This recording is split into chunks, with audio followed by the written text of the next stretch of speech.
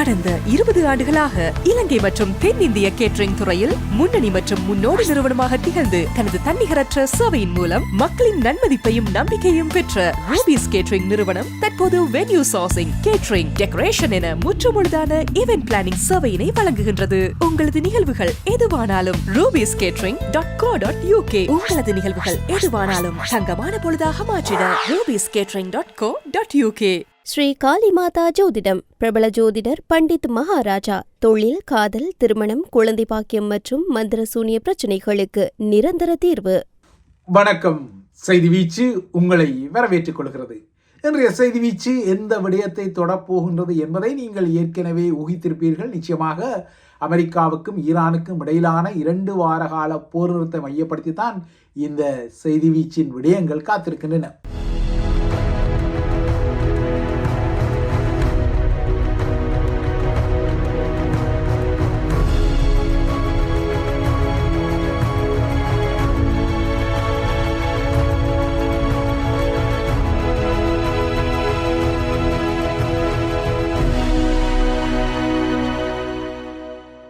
உலகின் eastern standard time எனப்படும் கிழக்கு நேரப்படி செவ்வாய் இரவு 8 மணிக்கு பின்னர் அமெரிக்கா ஈரானை கற்காலத்துக்கு கொண்டு போகும் வகையில் மோசமான ஒரு தாக்குதலை நடத்தி கொள்ளும் என்ற அச்சத்துடன் தூக்கத்துக்கு சென்றவர்களுக்கு மறுநாளான இன்று புதன்கிழமை அதிகாலை பிறப்பதற்கு முன்னரே அமெரிக்காவும் ஈரானும் 10 அம்ச திட்டத்தின் அடிப்படையில் 2 வார கால போர் நிறுத்தத்திற்கு ஒப்புக்கொண்டமை ஒரு புதிய ஆறுதல் செய்தியாக வந்திருக்கின்றது. இது உலக மக்களுக்கு மட்டுமல்ல, உலக நெருக்கடியில் சிக்கி தவிக்கும் இலங்கைக்கும் ஒரு வகையில் ஆறுதல் செய்திதான். ஏனென்றால் இலங்கை தீவு சமகாலத்தில் எரிசக்தி நெருக்கடியில் உள்ளது, பொருளாதார நெருக்கடியில் இருப்பதால் அந்த நெருக்கடிகளுக்கு ஆக குறைந்தது 2 வார காலத்துக்கு, அதுவும் தமிழர்களும் சிங்கள மக்களும் தமது சித்திரை புத்தாண்டு காலத்தை அடுத்த வாரம் கொண்டாட உள்ள நிலையில் அந்த கொண்டாட்ட காலத்தில் ஈரான் அமெரிக்க போர் நிறுத்தம் நடைமுறையில் இருக்கும் என்பது ஒரு ஆறுதல் செய்தியாக இலங்கையருக்கும் வரக்கூடும். அமெரிக்காவின் கிழக்கு நேரம் 8 மணி என்ற அடையாளம் பெறுவதற்கு சில மணி நேரங்களுக்கு முன்னர் இறுதி நேரத்தில் 2 தரப்பும் ஒரு போர் நிறுத்தத்துக்கு ஒப்புக்கொண்டிருப்பது தெரிகின்றது. இதன்படி நேற்று மாலை வாஷிங்டன் நேரப்படி மாலை 6:30க்கு ட்ரம்ப் தனது தரப்பில் முதலில் இந்த போர் நிறுத்தத்தை அறிவித்துக் கொண்டார். ஹோர்மோஸ் நீரிணையை மீண்டும் திறக்கும் முக்கிய நகர்வுடன் இந்த போர் நிறுத்தம் நடைமுறைக்கு வருவதாகவும் ட்ரம்ப் சொல்லிக் கொண்டார். இதற்கு பின்னர் ஈரானின் அறிவிப்பு முறை வந்தது. தமது ஆன்மீக உச்சத்தலைவர் மொஜ்தபா கமேனி ஈரானின் அனைத்து இராணுவ பிரிவுகளும் தாக்குதல்களை நிறுத்த வேண்டும் என்ற உத்தரவை பிறப்பித்ததாக ஈரானிய அரசு தொலைக்காட்சி அமெரிக்க நேரப்படி நேற்றிரவு 8:30க்கு ஒரு செய்தியை வெளியிட்டது. இப்போது 2 தரப்புமே 10 அம்ச போர் நிறுத்த திட்டம் தத்தமது தரப்புக்கு கிட்டிய பெருவெற்றி என தீவிரமான உரிமை கோரலில் ஏட்டிக்கு போட்டியாக ஈடுபட்டு வருகின்றன. இது அமெரிக்காவின் முழுமையான வெற்றி என்பதில் எந்த சந்தேகமும் இல்லை என குறிப்பிட்ட அரசு தலைவர் டொனால்ட் ட்ரம்ப் இந்த ஒப்பந்தத்தின் கீழ் ஈரானின் செறிவூட்டப்பட்ட யுரேனியம் கராராக கையாளப்படும் என்றும் குறிப்பிடுகிறார். இந்த யுரேனிய விடயத்தில் இந்த போர் நிறுத்த ஒப்பந்தம் சாதகமாக இல்லையென்றால் தான் இந்த உடன்பாட்டுக்கு வந்திருக்கவே மாட்டேன் என்றும் ட்ரம்ப் சொல்லிக் கொள்கின்றார். இந்த போர் நிறுத்த ஒப்பந்தம் முறிந்தால் மீண்டும் ஈரான் மோசமாக தாக்கப்படுமா என்ற வினாவுக்கு அதனை பொறுத்திருந்துதான் பார்க்க வேண்டும் என்றும் ட்ரம்ப் சொல்லிக் கொண்டார். இதேபோல வெள்ளை மாளிகையும் இந்த போர் நிறுத்தம் குறித்து அதிகாரபூர்வமான அறிக்கையிடல் செய்தது. ஈரான் மீது அமெரிக்கா நடத்திய ஆபரேஷன் எபிக் ஃபியூரி தாக்குதலில் 38 நாள் விளைவுகளில் அமெரிக்கா முக்கியமான இராணுவ நோக்கங்களை அடைந்ததால் இந்த போர் நிறுத்தம் வந்ததாகவும், அமெரிக்க இராணுவத்தின் வெற்றி அமெரிக்காவுக்கு ஒரு செல்வாக்கை உயர்த்தியதால் அந்த செல்வாக்குத்தான் ஈரானை இந்த போர் நிறுத்தத்திற்கு சம்மதிக்க வைத்ததாகவும், அமெரிக்காவின் நலன்களை வெற்றிகரமாக முன்னெடுத்து செல்லும் ட்ரம்பின் திறனை ஒருபோதும் உலக மக்களும் அமெரிக்க மக்களும் குறைத்து மதிப்பிடக்கூடாது எனவும் வெள்ளை மாளிகை அறிக்கையிட்டது. மறுபுறத்தை ஈரானும் தமது தரப்பு ஒரு மாபெரும் வெற்றியை பெற்றுள்ளதாகவும், தமது 10 அம்ச போர் நிறுத்த திட்டத்தை அமெரிக்காவை ஏற்றுக்கொள்ள வைத்ததாகவும் உரிமை கோரிக்கொள்கின்றது. குறிப்பாக இந்த போர் நிறுத்த திட்டத்தின் ஒரு பகுதியாக ஈரானுக்கு எதிரான அனைத்து தடைகளை நீக்கிக் கொள்வதற்கும், மத்திய கிழக்கு பிராந்தியத்தில் உள்ள அனைத்து தளங்களிலிருந்து அமெரிக்க படைகளை திரும்ப பெறுவதற்கும் அமெரிக்கா கொள்கை அளவில் ஒப்புக்கொண்டுள்ளதாகவும் ஈரான் கூறிக்கொள்கிறது. ஈரானின் அணு செறிவூட்டல் செயற்திட்டத்தை ஏற்றுக்கொள்வதற்கும் ஹோர்முஸ் நீரிணை மீதான ஈரானின் கட்டுப்பாட்டை அங்கீகரிப்பதற்கும் அமெரிக்கா இந்த போர் நிறுத்தத்தின் வாயிலாக ஒப்புக்கொண்டுள்ளமை இந்த போரில் அமெரிக்கா வரலாற்று சிறப்புமிக்க ஒரு படு தோல்வியை சந்தித்ததை ஆதாரப்படுத்துவதாக குறிப்பிடும் தெஹ்ரான் தமது கரங்கள் தொடர்ந்தும் தாக்குதல் நடத்தக்கூடிய நிலையில் இருப்பதால் எதிரி செய்யும் சிறு தவறுக்கு முழு பலத்துடன் பதிலடி கொடுக்கப்படும் என்றும் எச்சரித்துக் கொள்கின்றது. ஆனால் ஈரான் வெளியிட்ட 10 அம்ச போர் நிறுத்த திட்டம் குறித்த ஆங்கில பதிப்புகளில் அணு செறிவூட்டல் திட்டத்தை அமெரிக்கா ஏற்றுக்கொள்வது குறித்த எந்த விடயங்களுமே இல்லை.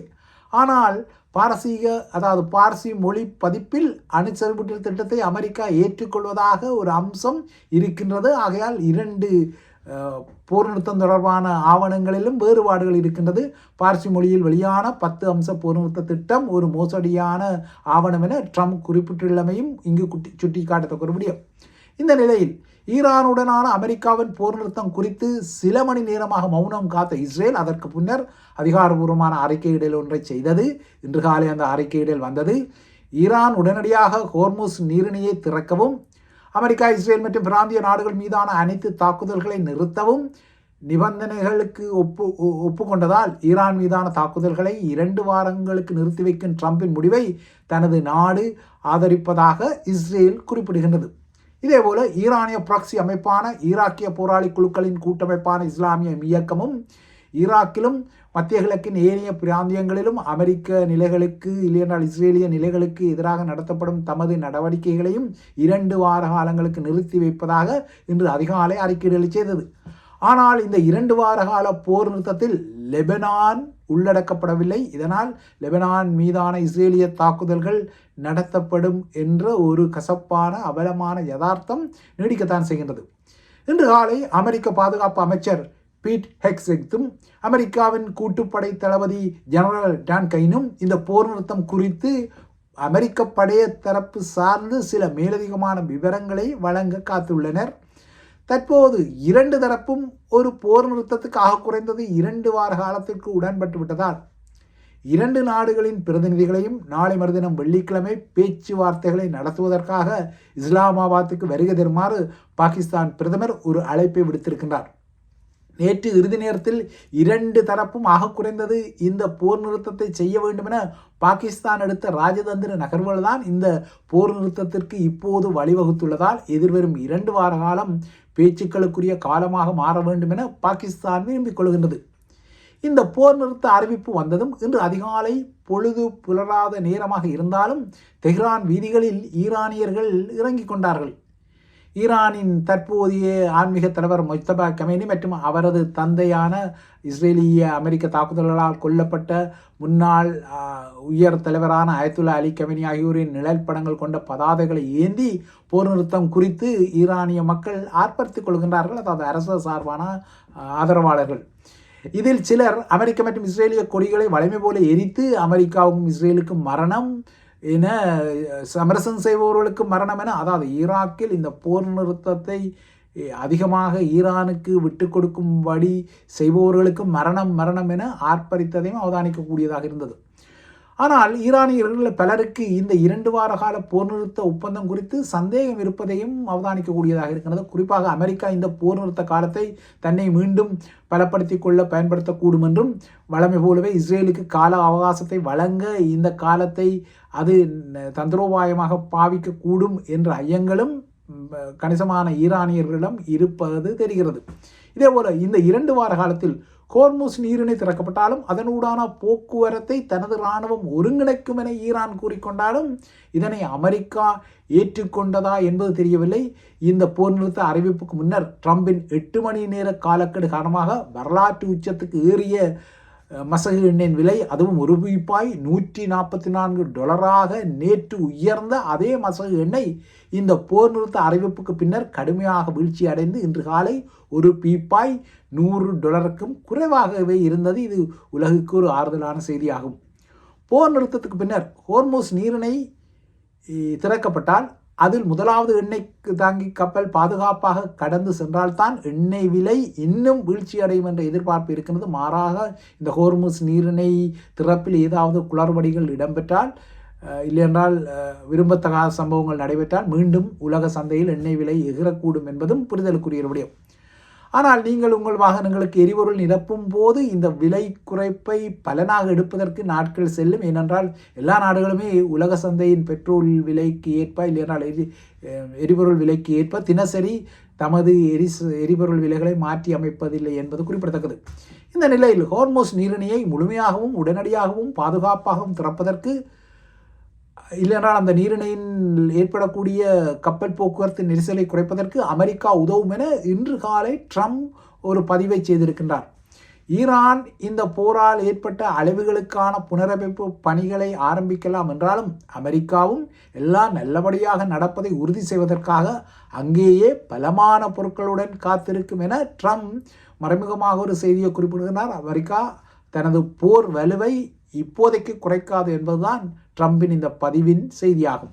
எதுவாறோ இந்த போர் நிறுத்தத்தின் பின்னணியில் ஒரு பிரிங்மேன்ஷிப் எனப்படும் உச்சக்கட்ட பதற்றத்தை ஏற்படுத்தி அதில் சடுதியாக ஒரு யூவடிவ திருப்பத்தை எடுக்கும், அதாவது போரின் விளிம்புக்கு சென்று போரிடாமல் திரும்பும் மோடிமஸ்தான் வித்தை என கூறுவார்களே, அதே போல ட்ரம்பும் ஒரு ட்ரம்மஸ்தான் வித்தையாக இந்த பிரிங்மேன்ஷிப் தந்திரோபாயத்தை எடுத்து இந்த முடிவை பெற்றிருப்பதாக தெரிகின்றது.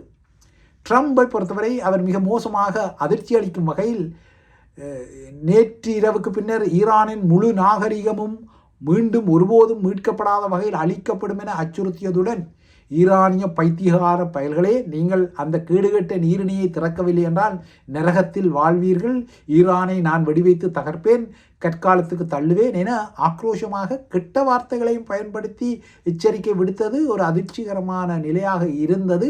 ஆனால் இவ்வாறான கெட்ட வார்த்தை எச்சரிக்கைகளுக்கு எல்லாம் பின்னர் தான் இந்த போர் நிறுத்தம் நடைமுறைக்கு வந்துள்ளது. அமெரிக்கா மீது நேரடியாக ஈரான் ஒரு குண்டை கூட வீசாத நிலையில், அதாவது அமெரிக்கா மெயின்லேண்ட், அதாவது அமெரிக்கா நாட்டின் மீது வீசாத நிலையில் ட்ரம்பின் இந்த கட்டற்ற ஆக்ரோஷம் சிலருக்கு அவர் எங்கே ஈரான் மீது அணு ஆயுதத்தை பயன்படுத்தி விடுவாரோ என்ற அச்சத்தை கூட எழுப்பியிருந்தது. வேறு சிலரோ அமெரிக்க அரசியலமைப்பின் 25வது திருத்தத்தை பயன்படுத்தி துணை அரசு தலைவரான ஜேடி வான்ஸ் அமைச்சரவை உறுப்பினர்களின் பெரும்பான்மை வகிவாகத்தின் ஆதரவு பெற்று ட்ரம்பை அரசு தலைவர் பதவியிலிருந்து நீக்க வேண்டும் எனவும், அதாவது ட்ரம்ப் இந்த பொறுப்புக்கு தகுதியேற்றவர் என அறிவித்து அவரை பதவியிலிருந்து நீக்கும் முடிவை எடுக்க வேண்டும் என்ற கருத்தையும் கொண்டிருக்கின்றார்கள். எனினும் பலருக்கு ட்ரம்பின் வியூகம் ஈரானிடமிருந்து ஒரு தனிவை பெறுவதற்கான அழுத்தங்களுக்குரிய வெறும் வெற்று மிரட்டல் என்பதும் ஒரு கணிப்பாகத்தான் இருந்தது. அதுதான் இப்போது ஏறக்குறைய சரியாக இருக்கின்றது. இது டொனால்ட் ட்ரம்பின் ஆத்திரமூட்டும் அச்சுறுத்தல்களின் வரலாற்றின் இன்னொரு அங்கம் என்பதை நிரூபிக்க கிழக்கு நேரம் இரவு 8 மணி வரை முன்னரே இந்த போர் நிறுத்தத்திற்கு ட்ரம்ப் ஒத்துக்கொண்ட விடயம் சில செய்திகளை நிரூபித்துள்ளது. அமெரிக்க அரசு தலைவர் டொனால்ட் ட்ரம்பை பொறுத்தவரை ஈரானுடனான தற்போதைய போர் நிறுத்த நகர்வில் மட்டுமல்ல, அவரது கடந்த கால நகர்வுகளும் எப்போதுமே சர்ச்சைக்குரிய நகர்வுகளாகத்தான் இருந்திருக்கின்றன. ட்ரம்ப் தனது முதலாவது ஆட்சி காலத்தில் 2017 வடகொரியா மீது உலகம் இதுவரை கண்டிராத நெருப்பையும் அழிவுகளையும் உருவாக்கும் வகையில் அமெரிக்கா தாக்குதல் நடத்தும் என ஒரு எச்சரிக்கை விடுத்திருந்தார். அதே போலத்தான் இப்போதும் ஈரானை கற்காலத்துக்கு தள்ளப்போவதாக கடந்த ஞாயிறு அன்று, அதாவது குறிப்பாக உயிர்த்த ஞாயிறு தினத்தன்று ஒரு மோசமான எச்சரிக்கையை விடுத்திருந்தார். ஆனால் இப்போது அதே ஈரானுடன் 2 வார கால போர் நிறுத்தத்திற்கு அவர் உடன்பட்டிருக்கின்றார். இதனால் ஒருவேளை முன்னர் வடகொரிய தலைவர் கிம் ஜாங் உன்னும் தானும் ஒருவரை ஒருவர் காதலிப்பதாக ட்ரம்ப் சொல்லிக் கொண்டது போல எதிர்வரும் நாட்களில் ஈரானிய அதியுச்ச ஆன்மீக தலைவர் மொய்தபா மீதும் தான் அன்பு செலுத்துவதாக அவர் சொல்லிக் கொண்டாலும் ஆச்சரியங்கள் ஏதும் இல்லை. ஏனென்றில் ட்ரம்பை பொறுத்தவரை தன்னை குறித்து யாரும் இலேசில் கணிக்க முடியாத ஒரு தன்மைக்குரிய இயல்பு தன்னிடம் இருப்பதாக எதிராளிகளை நம்ப வைப்பதன் மூலம் அவர்களை தடுத்து ஆட்கொள்ளும் ஒரு கோட்பாடு இருக்கின்றது. அதாவது அவர்களை தடுத்து கொள்ளும் ஒரு கோட்பாடு இருக்கின்றது. ஒரு காலத்தில் அமெரிக்க அரசு தலைவர் ரிச்சர்ட் நிக்சனிடமும் இவ்வாறான ஒரு கொள்கை இருந்தது அவதானிக்கத்தக்கது. ஆனால் இறுதியில் அமெரிக்க வரலாற்றில் அவமானகரமாக பதவி விலகிய ஒரு அரசு தலைவராக அதே ரிச்சர்ட் நிக்சன் மாறிக்கொண்டார். ஆக மொத்தம் ட்ரம்பின் இந்த விளிம்பு நிலை பிரிங்மேன்ஷிப் ஆட்டம் எனப்படும் ஆட்டத்திற்கு ஒப்பானது. இல்லையென்றால் இதனை கேம் ஆஃப் த சிக்கன் அல்லது கோழிச்சண்டை விளையாட்டு எனவும் சொல்லிக்கொள்ளலாம். அந்த அளவுக்கு இதில் நகர்வுகள் உள்ளன. தனிநபர்களை பொறுத்தவரை தங்கள் தற்பெருமைகள் காரணமாக தாம் கோழைகள் அல்ல என காட்டுவதற்காக ஆக்ரோஷமாக மோதுவது போல காட்டிக்கொண்டு அவ்வாறு நகர்வுகளை செய்து இறுதியில் அந்த ஆட்டத்தில் இல்லையென்றால் அந்த மோதலில் ஒரு ஜூ வடிவ திருப்பத்தை எடுப்பது இல்லையென்றால் சடுதியாக பின்வாங்கிக் கொள்வது பிரிங்மென்ஷிப் எனப்படும் ஒரு தந்திரோபாயமாகும். இது அரசு அறிவியலிலும் முக்கியமான ஒரு தந்திரோபாயமாக இருக்கின்றது. ஒருவர் தனது இலக்குகளை அடைவதற்காக அச்சுறுத்தல்களை செயற்கையாக அதிகரித்து இப்போது ட்ரம்ப் செய்தது போல விளிம்பு நிலைக்கு அந்த அச்சுறுத்தல்களை கொண்டு சென்று எங்கோ ஒரு பெரும் போர் வெடிக்கத்தான் போகின்றது, இல்லையென்றால் பேரழிவு தாக்குதல் நடக்கத்தான் போகின்றது என்ற வகையில் பதற்றத்தை எகிற வைத்து இறுதியில் அந்த பதற்றத்தை சடுதியாக குறைக்கும் வகையில் ஒரு ஜூ வடிவ திருப்பத்தை எடுப்பதுதான் இந்த பிரிங்மென்ஷிப் எனப்படும் தந்திரோபாயத்தின் பின்னால் உள்ள நிலைமையாகும்.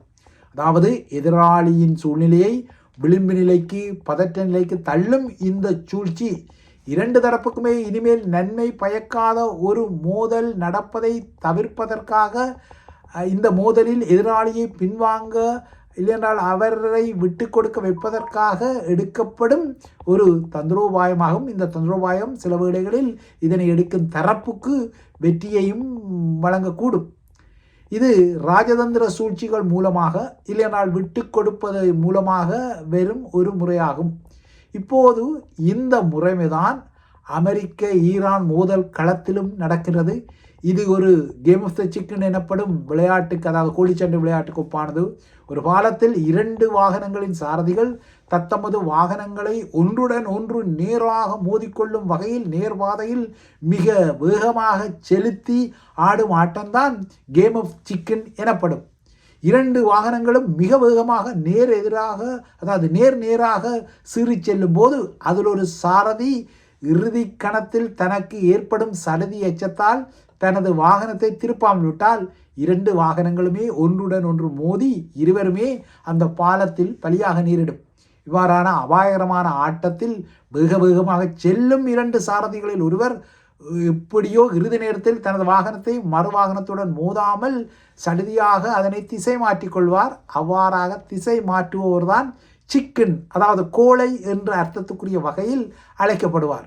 அதாவது மோதலை தவிர்த்து முதலில் விலகிச் செல்பவர் பாலத்தை தந்திரோபாய ரீதியிலும் தொழில்நுட்ப ரீதியிலும் மற்றவருக்கு விட்டு கொடுக்கின்றார். இப்போது ஈரான் அமெரிக்க இந்த களத்தில் இதனை ஒப்பீட்டு செய்து பாருங்கள். இந்த மோதல் களம் என்ற பாலத்தை எந்த தரப்புக்கு யார் விட்டு கொடுத்தார்கள் என்பதை துல்லியமாக நோக்கினால் உங்களுக்கு புரியக்கூடும். கோழையாக கருதப்படுபவர்கள் 2 சாரதிகளுக்கும் மோசமான விளைவுகளை ஏற்படுத்தாமல் ஒரு முடிவை பெறத்தான் முயற்சிப்பார்கள். இந்த சிக்கன் என்ற சொல்லாடல் அரசியல் அறிவியலிலும் உள்ளது. இந்த நிலையில் தற்போது ஈரான் விடயத்தில் ட்ரம்ப் தனக்கு ஏற்கனவே உள்ள டெக்கோ எனப்படும் ட்ரம்ப் ஆல்வேஸ் சிக்கன்ஸ் அவுட், அதாவது ட்ரம்ப் எப்போதும் கோழைத்தனமாக பின்வாங்கும் ஒரு நபர் என்பதுதான் இந்த டெக்கோ என்பதன் அர்த்தம். இந்த டெக்கோ என்ற பதம் அவரது வரி கொள்கை மூலம் ஊடகர்களால் அடையாளப்படுத்தப்பட்டது. இப்போது ஈரான் விடயத்திலும் இந்த டெக்கோ அடையாளம் அவருக்கு நன்றாகவே பொருந்திக் கொள்கின்றது. கடந்த சில தினங்களுக்கு முன்னர் செய்தி வீச்சும் இந்த ட்ரம்ப் டெக்கோ குறித்து சொல்லி இருந்தது. இப்போது ஈரானின் போர் நிறுத்த விடயத்திலும் அதுதான் நிரூபிக்கப்படுகின்றது. இந்த ஆண்டு, அதாவது 2026 பிறந்த பின்னர் ட்ரம்பின் வெளியுறவு கொள்கை முடிவுகளுக்கு இந்த டெக்கோ கோழைத்தனம் வெளிப்படுத்தப்பட்டது. இப்போது ஈரான் விடயத்திலும் அமெரிக்கா குண்டுவீச்சு தாக்குதலுக்கு 8 மணி என ஒரு காலக்கெடுவை விதித்த பின்னர் ஈரான் போரில் இறுதி நேரத்தில் ட்ரம்ப் ஏற்படுத்திய இந்த போர் நிறுத்த ஒப்பந்தமும் ஒரு வகையில் அவரது டெக்கோ தந்திரோபாயம்தான். ஏற்கனவே அவர் தனது முதலாவது பதவிக்காலத்தில் வடகொரியாவை அழிப்பதாக அச்சுறுத்தி கொண்டார். அதேபோல 10 நாட்களுக்குள் ஆப்கானிஸ்தானை பூமியின் முகத்திலிருந்து துடைத்தெறிய போவதாக இன்னொரு முறை அச்சுறுத்தி இருந்தார். ஆனால் அவை ஒருபோதுமே நடக்கவில்லை. மாறாக வடகொரியாவின் அணு சக்தி திட்ட பேச்சுக்களில் ட்ரம்ப் தோல்வியடைந்தார். அதேபோல ஆப்கானிஸ்தானில் இருந்தும் அமெரிக்கா அவசரமாக ஒரு நாள் துண்டை காணும் துணியை காணும் என வெளியேற வேண்டி வந்தது. ட்ரம்பை பொறுத்தவரை ஆப்கானிஸ்தானை பூமியின் முகத்திலிருந்து துடைத்தெறிய முடியவில்லை. வடகொரியாவில் பெரும் தீப்பிழம்புகளை ஏற்படுத்தும் தாக்குதல்களை நடத்தி கொள்ள முடியவில்லை. இப்போது ஈரானையும் அவரால் கற்காலத்துக்கு கொண்டு செல்லும் வகையில் குண்டுகளை வீசிக்கொள்ள முடியவில்லை. ஆம், ட்ரம்ப் ஆல்வேஸ் சிக்கன்ஸ் அவுட், அதாவது ட்ரம்ப் எப்போதும் கோழைத்தனமாக பின்வாங்குவதில் பிரபலமானவர் தான் என்ற வகையில் சமகால இந்த களத்தில் ஈரான் உண்மையில் மண்டியிட்டதா அல்லது ட்ரம்ப் மண்டியிட்டாரா என்பது உங்கள் சொந்த முடிவுகளுக்கே இந்த வினாக்கள் உரியதாகும். இவைதான் ஐபிசி தமிழின் செய்தி வீச்சு. தொடர்ந்தும் ஐபிசி தமிழுடன் இணைந்திருங்கள்.